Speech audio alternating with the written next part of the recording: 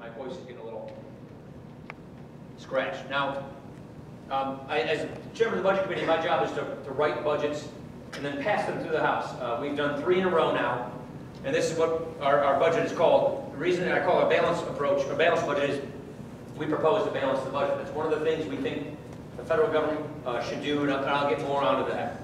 One of the reasons why we need to balance the budget is we've got a real problem on our hands, and that is the size of our national debt and where it is going. This is the government's projection of where the national debt in America is headed for the federal government. Now, we've had debt before. Debt in and of itself is not necessarily a bad thing. I mean, you have a mortgage, you have debt. What matters is the size of your debt relative to your income, or in a nation's case, the size of your debt relative to the size of your economy. You get a mortgage, you got to make sure that you make enough to pay your monthly mortgage payment. So you get a mortgage and a monthly mortgage payment that is affordable based upon your income. And if you don't, you go bankrupt. That's kind of how it works for countries. We've had big debt in the past, like in World War II. Our debt got as big as our country, meaning we had debt that exceeded 100% of our gross domestic product. And governments can rack up that kind of debt if it's temporary, if it's for a short-term thing, if it is known that it's going to be for sort of a one-time event like fighting a world war, and then that it's going to be going back down, which is basically what happened. And our debts went back down to moderate levels. The problem we've got ahead of us is the debt is set to skyrocket. And this isn't unique to America. It's what's happening in all industrial countries around the world. And I'll kind of give you a sense of why this is happening, because it explains what challenges we have and why we got to do something about this. But the quick to the short is, if we let this happen, if we let our debt get out of control like it's scheduled to do, that not only destroys our economy today, it guarantees a bankrupt country for the next generation. It guarantees, without a shred of doubt, that we are giving our children a future that is worse than ours, that is the living standards that are lower than ours. It's a debt crisis. Europe's in the middle of a debt crisis. And once that kind of a debt crisis hits, when the bond markets turn on you, then you've got to slash retirement benefits to people on retirement in real time. Then you cut the safety net, then you raise taxes, and then you go into a recession. That's precisely what Europe is doing right now. Going back into a recession, massively high youth unemployment rates, cutting benefits for retirees after they've retired, cutting the safety net, you know, basic chaos. And you've got bailouts and all the rest. We don't want that to happen here. We want to do everything we can to prevent that from happening, but we know we're heading in the same direction. Why are we heading in this direction? Well, spending. And I'll explain what's pushing all this spending. Why is this spending going like this? But here's what these colors basically tell us. The green line, the light green, this shows you, that's when the recession hit, spending went really high. Spending for unemployment, for bailouts, all those things. Revenues dropped because we went into a real recession. But revenues are going back to where they historically have been. And this green line shows you what revenues would be historically if we just stick to the historic trend. The blue line are the tax increases that President Obama has called for. He's gotten more than half of those in law. He's already gotten $1.6 trillion in higher taxes in law, which started this January. So starting in January, we started about a $1.6 trillion tax increase. That's the bulk of this blue line. The reason I'm laying this on top of each other is, even if President Obama got all the tax increases he's calling for, much of which he's already gotten, it doesn't come close to filling the gap between spending, the red line, and revenues. And spending just takes on off. Here's another way of looking at this. At the beginning of this decade, and for the last 60 years on average, the size of our government has been relatively consistent. In that, we have taken 20 cents out of every dollar made in America. 20% of our gross domestic product is what the federal government has taken to spend on the federal government. Social Security, Medicare, National Defense, the Park Service, the Department of Commerce, everything. Well, if we take this government today and carry it out to when my kids are my age, we will be taking 40 cents out of every dollar just to pay for this federal government at that time. So the government right now is on a path to double in size. There's no way our taxes are on a path to double in size. In fact, there's no way our taxes could hit that, because we would have a severe economic downturn even if we tried to match revenues, meaning taxes, with that kind of spending. Now, why is this happening? It's basically a component of demographics and healthcare costs. So what does that mean? For all those people, there's a couple people in this room, I think, who had kids in the 50s and 60s. You did a great job. You had a whole bunch of them. But we haven't had as many babies since then. Meaning, the baby boom generation was a baby boom, and that generation of people are now entering the retirement phase. Put it another way. We got 10,000 people in America retiring each and every day in America, and they will be retiring at that pace for the next 10 years. And so we're going from 40 million retirees to almost 80 million retirees within one generation. But the way government works, our government, most foreign governments work, is we have pay-as-you-go systems. Current workers pay their current taxes for current beneficiaries. I pay my FICA and payroll and income taxes for my mom's Medicare and Social Security benefits. Just like when she worked and she paid her payroll taxes for her parents. So the system works fine if the demographics are pretty much stable. But that's not what's happening. So we have a 100% increase in the retirement population in America, but we only have about a 17% increase in the worker population following them in the workforce to pay for these programs. The other compounding issue is these programs grow between like 6 and 8% a year. And so the cost of these programs, largely because of the cost of healthcare is so fast, the cost of these programs grows faster than our wages, meaning our revenues, or faster than our economy can handle it. And so that's what this is. And so the sooner we tackle this problem, the better off we're going to be. And so what we've been proposing in our budgets all along is you need to have reforms of these critical programs like Medicare. But if you do it now, you can do reforms that don't affect anybody in or near retirement. They affect people like me and my generation. And the better we can do that, the more we can prevent any changes from a person in or near retirement. And we can guarantee that these programs are there for people like me when my age retires, when the next gen retires. And so that's what we're trying to do. And if we do it in the right way, we can not only balance the budget, we can make sure that that doesn't happen so we don't have a debt crisis, so we don't have this problem in the future. That's basically what this is all about in a nutshell. Now, since we have 3 plans on the table, we're now based at the table. And that's the good news. The Senate hasn't passed a budget in 4 years, so they finally passed a budget now, which the way it works in the budget process, House passes a budget, Senate passes a budget, then you negotiate and try and pass something unified for the federal government, a reconciled budget we call it. Well, we haven't been able to do that because since 2009, because the Senate never passed a budget, so the process just stopped with House passage. Now that the Senate passed a budget, we've got an opportunity to keep this budget process going to pass legislation to make a down payment on this problem. The problem, though, is we have very different views on how to fix this, or if to fix this. For instance, as I mentioned before, we think we should balance the budget. We think the federal government needs to get the budget in place so that it's balanced, just like state government does, local government does, businesses and families ultimately do. The Senate budget has a deficit hitting about $600 billion. The President's budget, a deficit about $500 billion by the end of the budget, meaning the end of the 10 years. And then they go up from there. So we don't even agree on whether we should balance the budget or not. Both those budgets by the White House and the Senate never balance, and propose never to balance.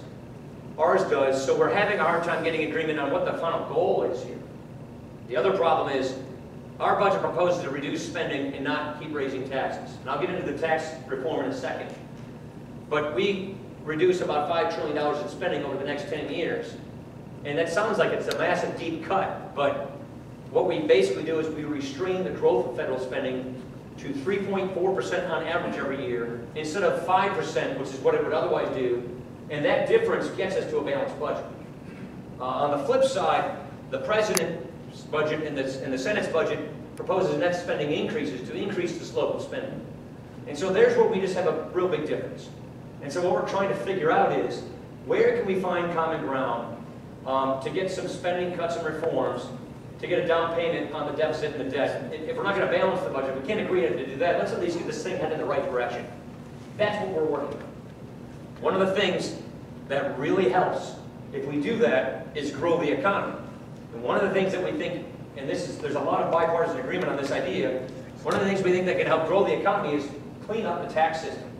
Our tax code is not a very good tax code right now, for lots of reasons.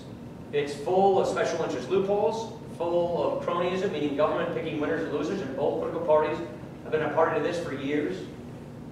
It's very anti-competitive for businesses, and it's unfair with respect to treating taxpayers equally. And so when we take a look at tax reform, if we have a budget process that continues on, this gives us an opportunity to reform the tax code that we haven't had in many years. The last time we cleaned up the tax code was 1986, when Ronald Reagan and Tip O'Neill, a Republican president and a Democrat Speaker of the House, worked together to do that. They closed loopholes, they lowered tax rates, and we had very good economic growth that ensued from that. So here's the basic principles that are driving this. We want a simple and more flat tax system, one that makes sense to families and businesses, consolidate tax brackets. Okay, what does that mean? Taxpayers, we just had April 15th, a couple weeks ago. Taxpayers on average every year spend about $160 billion just paying somebody to help them fill out their taxes. That's $160 billion that could go into family savings, that could go into the economy. They spend about 6 billion hours just complying with the tax system. So a lot of time and a lot of money just doing your taxes. And so if we can clean up and simplify our tax system, all that waste and inefficiency can be reduced. Second point, we want it to be fair. We want it to work for everyone, not just those who are really well connected and get certain loopholes that benefit their company or their industry. And this is an era where there is so much room for improvement. For instance, you've got companies like General Electric, which made a lot of money last year but didn't have a tax liability. And you got other really big companies like UPS, which made a lot of money last year and paid 34% on their taxes. So you've got this tax code for individuals and businesses that a person or a company that makes the same kind of income can pay dramatically different taxes, based upon what loopholes they can exploit or what loopholes they can get into the law, and that's really not a fair system. We want to have a system where the person or the business that makes the same kind and level of income pays the same kind and level of taxes. And that's not what we have. And we want one that's competitive. This is another point. Now that we're in the 21st century global economy, we have to recognize the fact that when our global competitors are taxing their businesses at much lower rates than we tax our businesses, we put them at a huge disadvantage. The international average tax rate on businesses around the industrialized world is 25%. We tax our big corporations at 35%, the highest rate in the world. And our successful small businesses are taxed at even higher rates than that. When you take a look at the way I'm bouncing around here, so when you take a look at Wisconsin, most people think businesses are companies and companies are corporations and that's how they're taxed. That's really not actually how it works. And America is kind of unique in this. Most other countries just tax businesses just as businesses. 10% of our businesses here in Wisconsin are what we call corporations. Snap-on Tools, Johnson Wax, Harley-Davidson, Johnson Controls, Miller Brewing, kind of the big ones. They're the ones that still have a really high tax rate, the highest in the world, about 10 percentage points higher than their counterparts are. President Obama is suggesting that we lower their tax rate down to 28%. Problem is, that only helps 10% of our businesses. 90% of Wisconsin businesses, 80% nationwide, 90% of Wisconsin, they file their businesses as individuals, as people. We call them subchapter S corporations, or LLCs, or partnerships. And so when you drive around to our industrial parks, 9 times out of 10, they file their taxes as an individual. They might have 50 employees, 10, or 200 employees. Problem is, their top effective tax rate just went to 44.8% in January. Canada lowered their tax rate a year ago to 15%. They're our biggest competitor, Canada. So we're taxing some of the big small businesses at about 44, and they're at 15. China's at 25. Ireland's at 12.5. England's going down to 20. The rest of the world's on average 25. So what we realize is, the more loopholes we have, the higher the tax rates go to collect X amount of revenue. So what we're trying to say is, let's not lose any revenue to the federal government. We've got a big deficit. Let's plug these loopholes so that more income is subject to taxation, but allows us to lower our tax rates so our rates are more competitive. So a lot of folks say, well, just make a wealthy person pay more. Well, guess what? The person who uses most of the tax deductions, who itemizes, is a wealthy person. That means they have access to more tax shelters to shelter a lot of their income from taxation. So the whole point of this is, and this is where I think we're getting bipartisan agreement, close the tax shelters so that more of a person's income or a business's income is subject to taxation, but that allows us to lower our tax rates across the board. You don't lose revenue to the federal government, but we're taxing a bigger base of income at a lower rate, and that allows us to be far more competitive to keep jobs and capital here in Wisconsin, in America. Because if we keep taxing our businesses at much higher rates than others overseas are, we'll start losing businesses. I mean, we don't want to have a system where who you know or how you contort your business to meet what Washington says works should not determine whether you get a decent tax break or not. So that's what tax reform is all about. And we're hoping this summer to really move on this. We're going to be doing legislation in the Ways and Means Committee I serve on, and we're going to try and make this a big issue for job creation. Second issue on job creation, where we think we have so much potential, is energy. We have learned over the last half a dozen years that because of new, safe drilling technology we have, horizontal drilling, which dramatically reduces the human footprint, we have so many more oil and gas deposits than we ever knew. Because we can get out of shale now. And what estimates are telling us is that between Canada and America, we can become oil independent by the end of the decade. We can literally become an oil exporter in 10 years if we have the policies in place to do that. So the point here is, isn't it a good idea lower our gas prices, lower our natural gas prices by expanding its supply, instead of sending all this money to OPEC and the countries in the Middle East that don't like us, which is bad for foreign policy, we keep that money here.